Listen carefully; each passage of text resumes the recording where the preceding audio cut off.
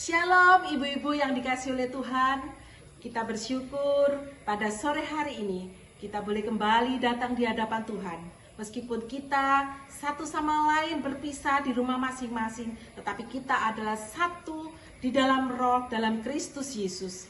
Mari pada sore hari ini saya mengajak kita semua, kita memuji memuliakan Tuhan, kita datang di hadapannya. Namun dengarkanlah firman Tuhan yang diambil dari Amsal pasal 3 ayat 5-6.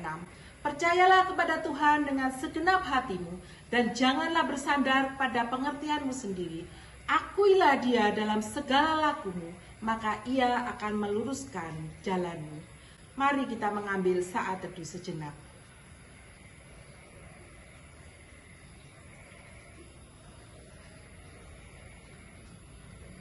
Ibadah kita pada sore hari ini kita mulai di dalam nama Bapa, Putra, dan Roh Kudus. Kiranya Allah Tritunggal menyertai ibadah kita pada sore hari ini. Amin.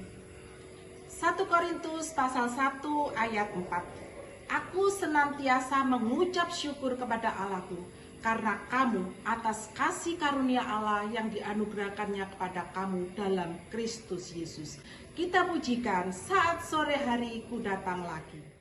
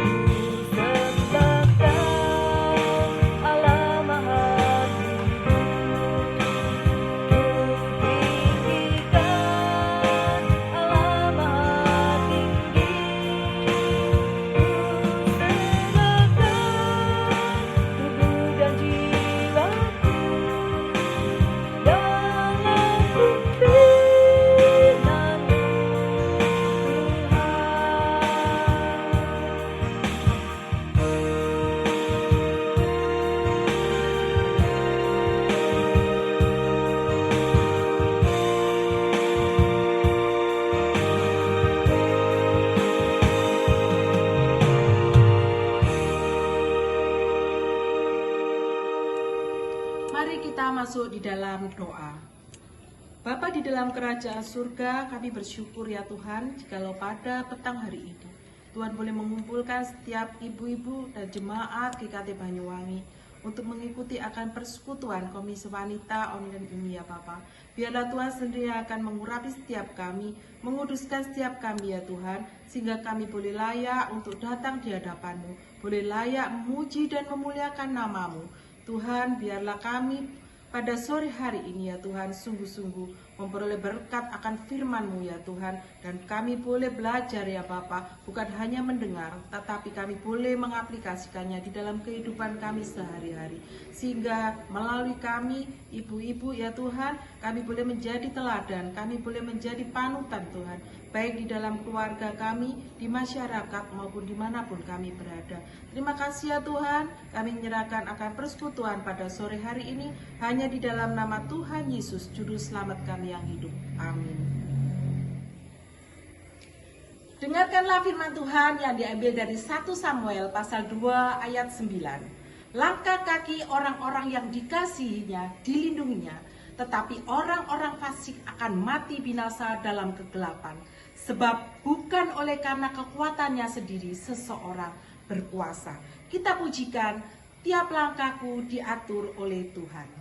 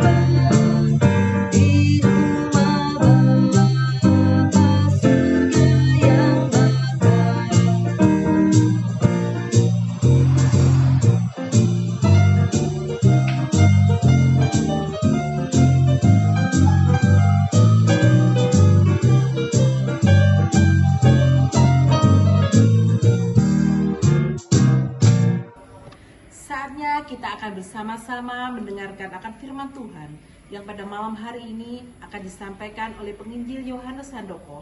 Namun dengarkanlah firman Tuhan yang diambil dari 2 Korintus pasal 13 ayat yang kelima. Ujilah dirimu sendiri, apakah kamu tetap tegak di dalam iman? Selidikilah dirimu, apakah kamu tidak yakin akan dirimu bahwa Kristus Yesus ada di dalam diri kamu? Sebab jika tidak demikian, kamu tidak tahan uji. Kita persiapkan hati kita menyanyikan Selidikilah akan Daku.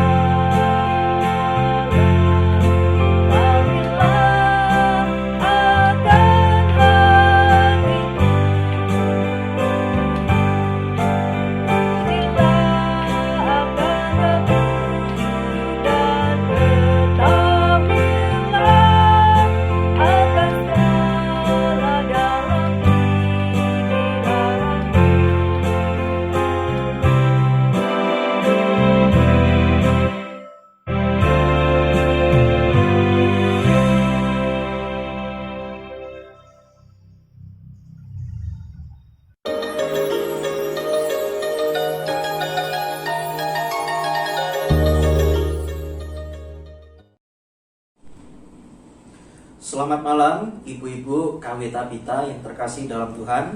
Mari bersama kita menenangkan diri kita. Mari mengambil waktu untuk kita berdoa kepada Tuhan. Mari kita berdoa.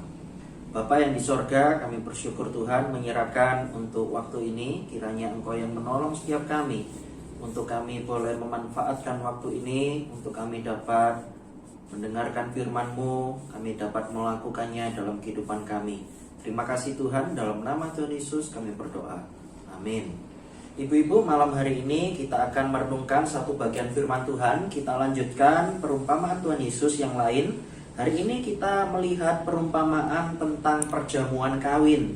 Mari kita membuka Matius pasal 22 ayat 1 sampai 14. Matius 22 ayat 1 sampai ayat yang ke-14. Kalau sudah menemukan, saya akan membacakan ayat-ayat ini. Perumpamaan tentang perjamuan kawin. Lalu Yesus berbicara pula dalam perumpamaan kepada mereka. Hal kerajaan sorga seumpama seorang raja yang mengadakan perjamuan kawin untuk anaknya. Ia menyuruh hamba-hambanya memanggil orang-orang yang telah diundang ke perjamuan kawin itu, tetapi orang-orang itu tidak mau datang.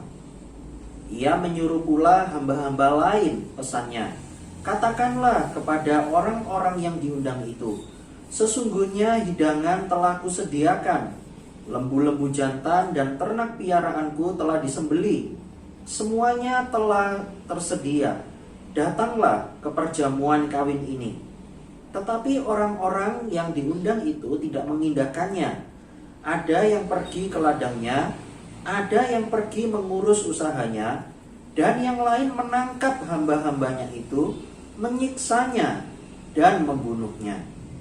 Maka murkalah raja itu, lalu menyuruh pasukannya ke sana untuk membinasakan pembunuh-pembunuh itu, dan membakar kota mereka. Sesudah itu ia berkata kepada hamba-hambanya, perjamuan kawin telah tersedia, tetapi orang-orang yang diundang tadi tidak layak untuk itu. Sebab itu pergilah ke persimpangan-persimpangan jalan dan undanglah setiap orang yang kamu jumpai di sana ke perjamuan kawin itu. Maka pergilah hamba-hamba itu dan mereka mengumpulkan semua orang yang dijumpainya di jalan-jalan, orang-orang jahat dan orang-orang baik. sehingga penuhlah ruangan perjamuan kawin itu dengan tamu. Ketika raja itu masuk untuk bertemu dengan tamu-tamu itu, ia melihat seorang yang tidak berpakaian pesta. Ia berkata kepadanya, "Hai saudara, bagaimana engkau masuk kemari dengan tidak mengenakan pakaian pesta?" Tetapi orang itu diam saja. Lalu kata raja itu kepada hamba-hambanya, "Ikatlah kaki dan tangannya, dan campakkanlah orang itu ke dalam kegelapan yang paling gelap. Di sanalah akan terdapat ratap dan kertak gigi, sebab banyak yang dipanggil, tetapi sedikit yang dipilih." Amin. Demikianlah firman Tuhan yang saya bacakan. Saudara, kalau kita menjumpai anak ataupun juga cucu kita ketika mereka berusia 17 tahun, ini saya berbicara konteksnya remaja-remaja yang perempuan. Biasanya ketika mereka berusia 17 tahun, remaja-remaja yang perempuan, kira-kira pasti mereka tidak akan asing dengan yang namanya istilah Sweet 17. Karena apa?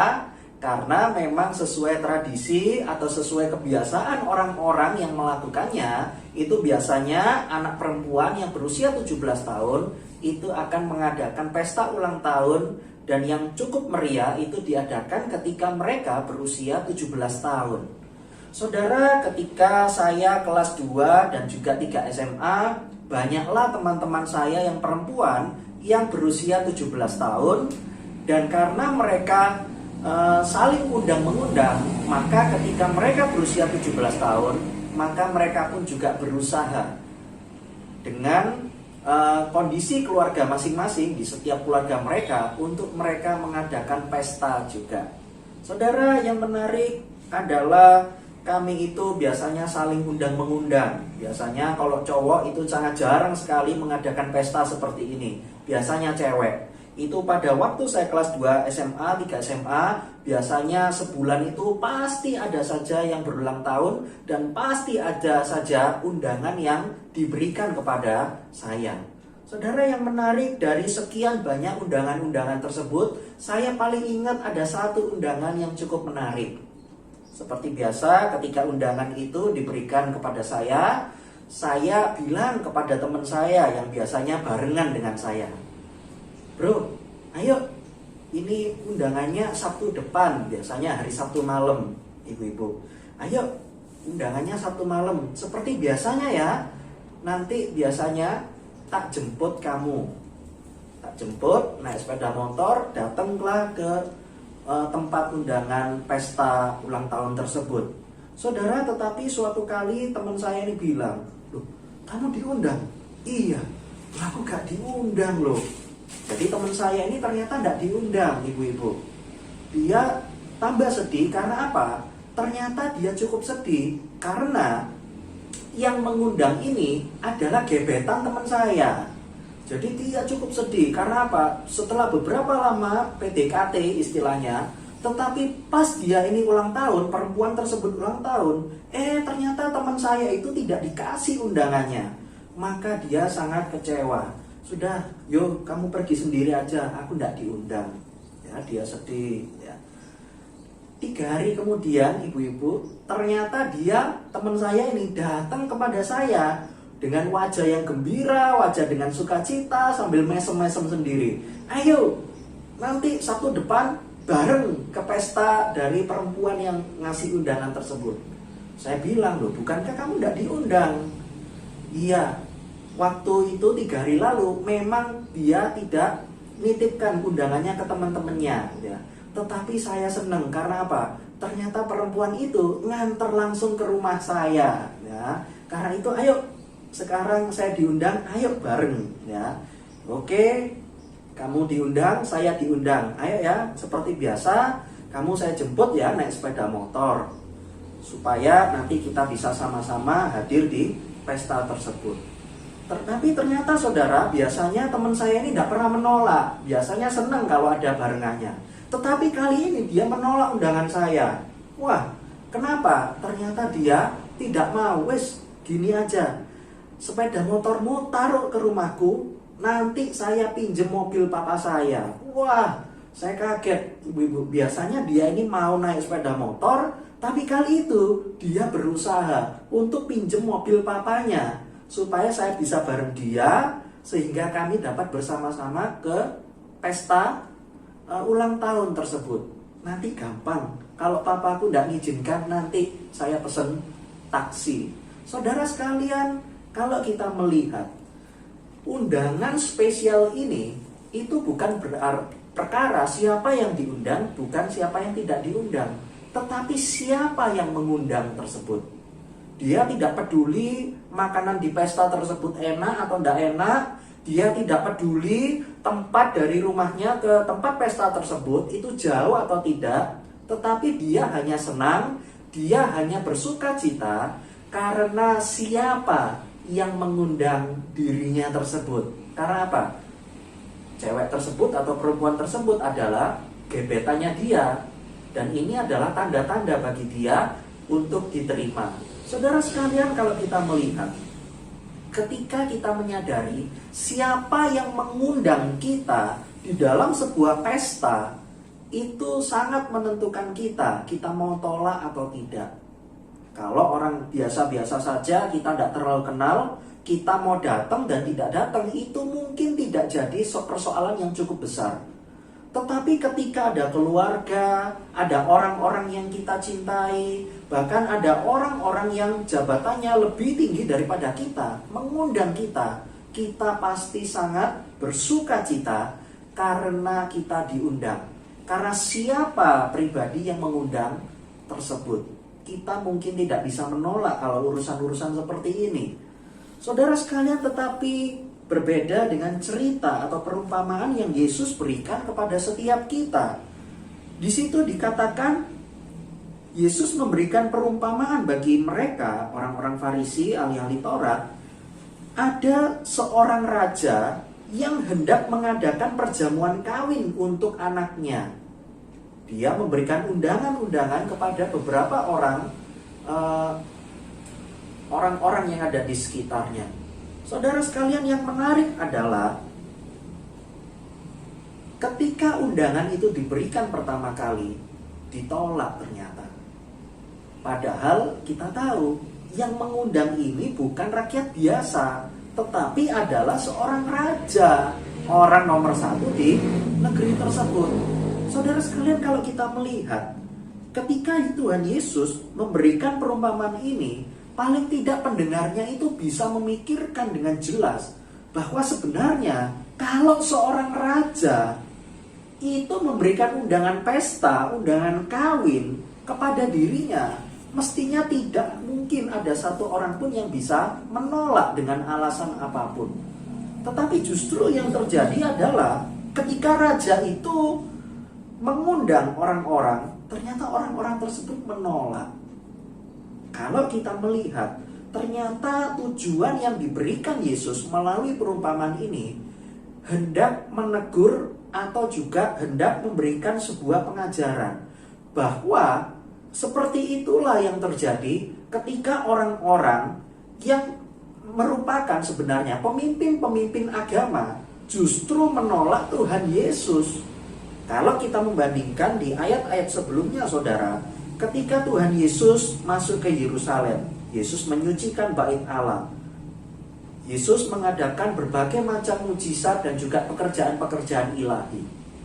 Seharusnya ketika mereka melihat seperti itu, langsung mereka itu dapat menyatakan bahwa betul-betul ini adalah Allah, Yesus ini adalah Allah, Yesus adalah Mesias. Tetapi justru yang terjadi adalah para pemimpin-pemimpin agama ketika mereka melihat perbuatan-perbuatan Tuhan Yesus, justru mereka ini tidak senang. Mereka justru memfitnah Yesus, menyalahkan Yesus bahwa sebenarnya Yesus ini sedang menghujat Allah. Bahkan dikatakan di dalam pasal sebelumnya, itu mereka ini menanyakan, Yesus ini sebenarnya melakukan semuanya itu dengan kuasanya siapa? Saudara sekalian, di sini kita melihat bahwa sebenarnya yang mereka lakukan itu mereka menolak Tuhan Yesus sebagai Tuhan, sebagai Mesias yang dikirimkan oleh Allah bagi mereka semua. Saudara, demikian dengan perumpamaan yang kita lihat ketika Yesus membicarakan perumpamaan-perumpamaan ini. Kalau kita melihat, saudara sekalian, bahkan dikatakan ketika undangan raja tersebut pertama kali ditolak, raja tersebut tidak menyerah. Dia menyuruh hamba-hambanya yang lain pergi lagi kepada orang-orang tersebut dengan pesan tambahan. Mungkin ketika disampaikan ayat 4 ini, mungkin ada makin banyak orang yang akan datang. Dikatakan seperti ini. Katakanlah kepada orang-orang yang diundang itu, sesungguhnya hidangan telah kusediakan, lembu-lembu jantan dan ternak piaraanku telah disembelih. Semuanya telah tersedia, datanglah ke perjamuan kawin ini. Saudara, di dalam undangan pertama, pesan ini tidak disampaikan. Wah, mungkin kita bandingkan dengan konteks budaya kita di Indonesia, diundang tapi kalau gak ada panganannya ya percuma lah lapo teko ya. Karena apa? Yang paling penting adalah makanannya. Mungkin misalnya ada sebagian orang memikirkan hal tersebut ya. Lek gak ada panganannya ya lapo teko, lek panganannya gak enak ya lapo teko. Nah, mungkin ada orang-orang yang berpikir seperti itu. Maka pesan ini disampaikan. Ada hidangan yang sangat mewah, ada lembu, ada ternak piaraan, itu telah disembelih semua, telah tersedia. Dikatakan tersebut semuanya telah tersedia. Jadi artinya apa? Sudah siap untuk dihidangkan. Mereka tinggal datang, mereka tinggal makan. Tetapi sekali lagi ternyata undangan itu ditolak. Justru penolakan mereka sebenarnya kalau kita melihat, alasan-alasan mereka itu sebenarnya tidak masuk akal loh ibu-ibu. Karena apa? Mungkin kalau alasannya, aduh saya sakit, kaki saya nggak bisa digerakkan. Nah itu mungkin lain soal. Sorry ya nggak bisa datang, saya ke rumah sakit ini, saya sedang dirawat di rumah sakit, saya sakit stroke misalnya. Mungkin itu bisa dimaklumi. Tetapi justru yang dikatakan oleh mereka, alasan-alasan mereka itu sebenarnya bisa ditunda. Karena apa? Ada yang ke ladang, ada yang pergi mengurus usahanya.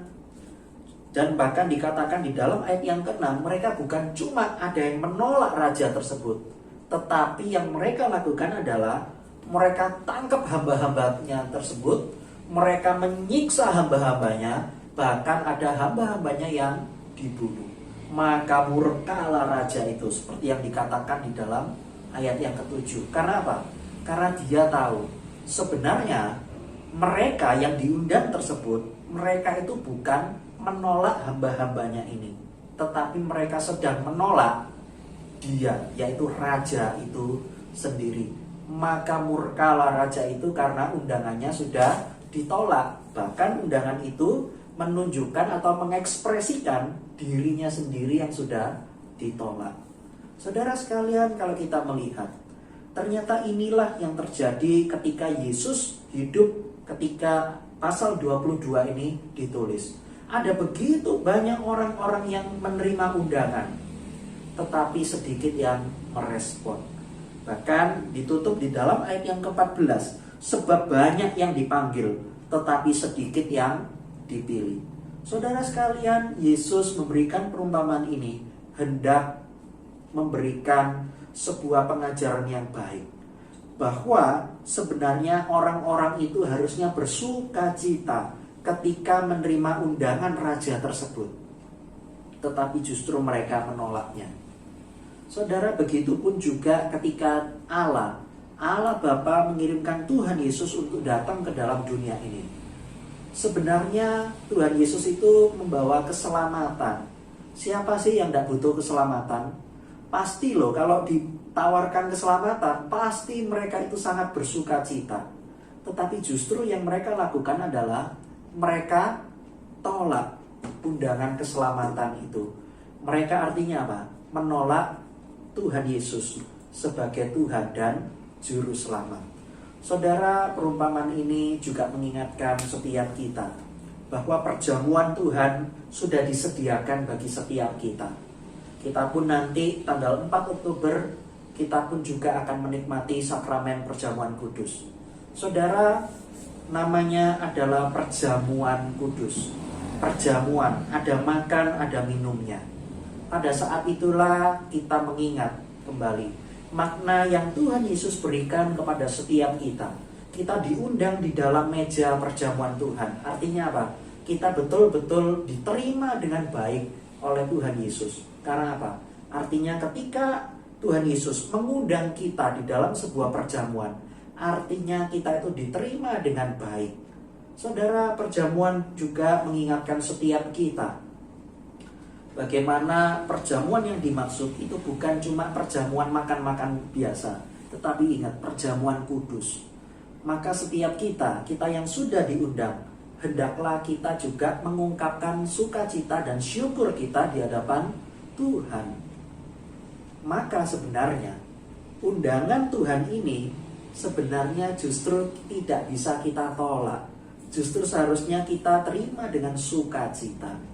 Saudara, ada begitu banyak gereja-gereja yang mengajarkan kepada jemaat-jemaatnya ketika menerima sakramen perjamuan kudus itu hanya menonjolkan satu sisi saja, hanya menonjolkan kesedihan karena pengorbanan Tuhan Yesus, Yesus yang mati, Yesus yang disiksa, darahnya sudah tercurah bagi setiap kita. Sehingga apa? Sehingga jemaat-jemaat itu ketika menerima perjamuan kudus itu dengan rasa kasihan, dengan rasa penyesalan saja.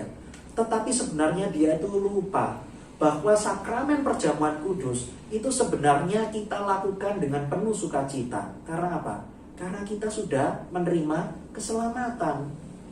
Justru sukacita ini yang seringkali dilupakan, saudara, ketika kita menikmati perjamuan kudus. Karena apa? Justru seharusnya ketika kita makan roti, kita minum anggur, kita pun juga menaikkan syukur dan sukacita kita. Karena Tuhan Yesus sudah menggantikan kita, sehingga kita tidak lagi dihukum.